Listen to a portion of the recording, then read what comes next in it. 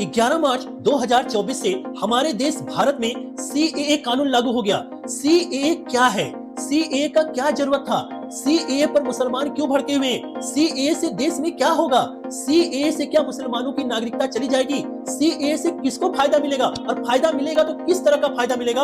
आपके मन में उठ रहे ऐसे कई सवालों का जवाब इस वीडियो में दूंगा। लेकिन वीडियो स्टार्ट करने से पहले अगर आप हमारे चैनल पर नए हैं तो आप हमारे चैनल को सब्सक्राइब कर लीजिए और नोटिफिकेशन बटन को ऑन कर लीजिए। तो चलिए आज का वीडियो शुरू करते हैं। सबसे पहले जानेंगे कि सीएए क्या है। सीएए यानी कि सिटीजनशिप अमेंडमेंट एक्ट, जिसे हिंदी में नागरिकता संशोधन कानून कहा जाता है। यह कानून पाकिस्तान, अफगानिस्तान और बांग्लादेश से आए गैर मुस्लिम शरणार्थियों के लिए बनाया गया है। अब प्रश्न उठता है कि पाकिस्तान, अफगानिस्तान और बांग्लादेश से कौन कौन गैर शरणार्थियों को इस कानून के अंतर्गत रखा गया है। तो जानिए, इस कानून का लाभ केवल बांग्लादेश, पाकिस्तान और अफगानिस्तान से आए हिंदू, बौद्ध, सिख, ईसाई, जैन और पारसी लोगों को ही मिल पाएगा। उन्हें ही गैर मुस्लिम शरणार्थी कहा जा रहा है। अब प्रश्न उठता है कि पाकिस्तान से ये गैर मुस्लिम शरणार्थी भारत क्यों आए? तो इसका सीधा सीधा जवाब है कि जब ये पाकिस्तान, बांग्लादेश या अफगानिस्तान में थे तो इन पर अत्याचार किया जा रहा था, इनका धर्मांतरण किया जा रहा था, इनको मानसिक और शारीरिक और भी कई प्रकार की पीड़ाएं और कष्ट दी जा रही थी, जिस वजह से यह अपने देश पाकिस्तान, अफगानिस्तान और बांग्लादेश से भागकर भारत आ गए और भारत में शरणार्थी बन के रह रहे हैं। इनके पास भारत की नागरिकता नहीं है। तो सीएए कानून इन्हीं हिंदू, बौद्ध, सिख, ईसाई, जैन और पारसी लोगों को भारत की नागरिकता प्रदान करेगा। अब अगला प्रश्न लेते हैं कि सीएए लागू कब हुआ। सीएए 11 मार्च 2024 को लागू हो सका, लेकिन सीएए कानून 2019 में ही बन गया था और 11 दिसंबर 2019 को संसद में सीएए बिल को बहुमत के साथ पास भी कर दिया गया था। अगले दिन इस पर राष्ट्रपति ने मुहर भी लगा दी थी। इसके बावजूद भी सीएए 2019 में हमारे देश में लागू नहीं हो सका। इसे लागू होने में 5 साल का वक्त लग गया, क्योंकि सीएए के नाम पर देश में भारी विरोध प्रदर्शन हुआ और बीच में कोरोना भी आ गया, जिस वजह से सीएए कानून को लागू होने में 5 सालों का वक्त लग गया।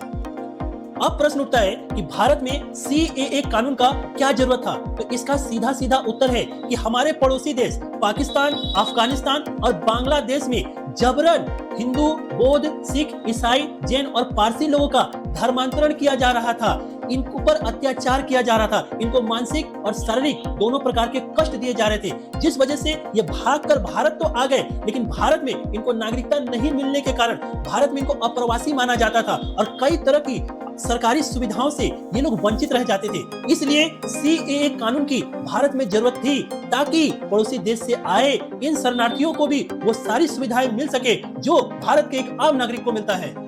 अब अगला प्रश्न लेते हैं कि सीएए पर मुसलमान क्यों भड़के हुए हैं। तो इसका सीधा सीधा जवाब है कि सीएए कानून हिंदू, बौद्ध, सिख, ईसाई, जैन और पारसी लोगों के लिए बनाया गया है। इस कानून में मुसलमानों को बाहर रखा गया है, जिसे मुसलमान अपने साथ भेदभाव मान रहे हैं। इस वजह से लगातार वो इस कानून का विरोध कर रहे हैं और कई विपक्ष पार्टियां इसी को मुद्दा बनाकर मुस्लिमों को वोट के लिए उनका साथ भी दे रही हैं।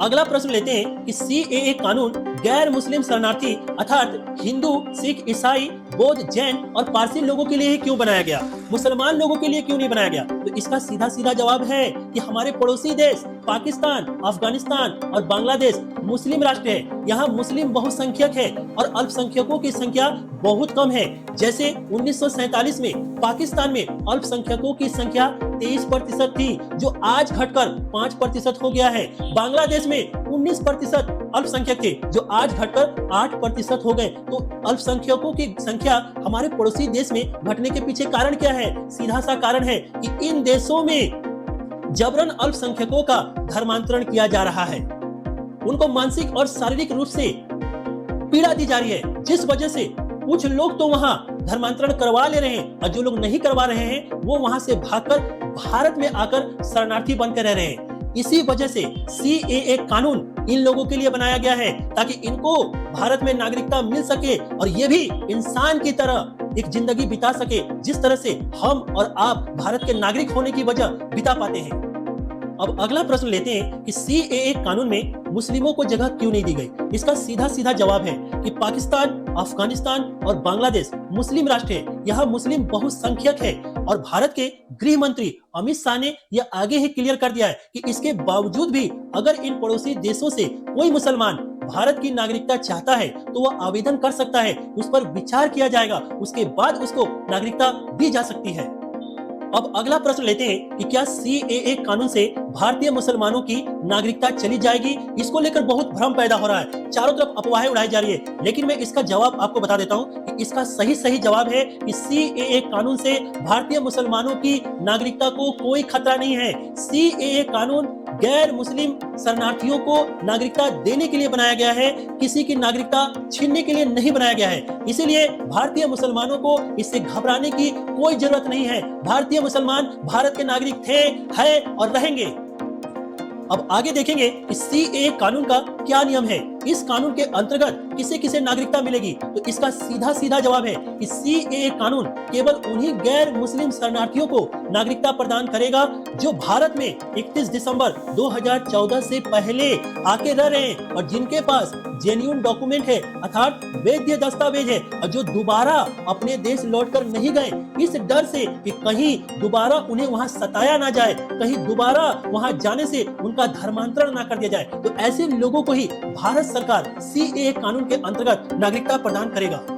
सीएए कानून लागू होने से क्या होगा? क्या सीएए कानून लागू होने से गैर मुस्लिम शरणार्थियों को सरकारी सुविधाएं मिल पाएंगी? तो आइए जानते हैं। सीएए कानून लागू होने से जो गैर मुस्लिम शरणार्थी है, हिंदू, बौद्ध, सिख, ईसाई, जैन और पारसी, ये भी भारत के नागरिक बन जाएंगे। ये भारत में ये भी संपत्ति खरीद पाएंगे, भारत में ये बिजनेस कर पाएंगे और सारी सरकारी योजनाओं का लाभ भी उठा पाएंगे और भारत में आराम से एक जगह से दूसरी जगह आवागमन कर पाएंगे। इन पर कोई रोक टोक नहीं होगा और तो और भारत के रीति रिवाजों और त्योहारों में अपनी खुशी से हिस्सा भी ले पाएंगे। तो सीएए कानून का सीधा फायदा गैर मुस्लिम शरणार्थियों को पूरी तरह से मिलेगा।